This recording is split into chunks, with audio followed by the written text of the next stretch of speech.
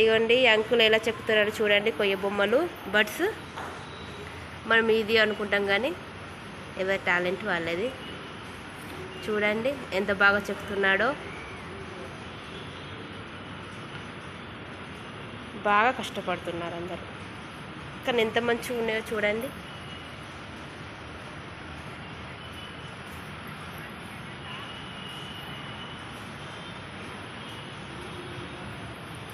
చూడండి ఎంత బాగున్నాయో.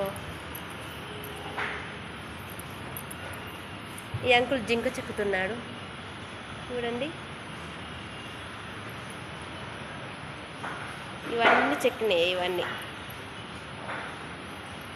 ఎంత బాగున్నాయి.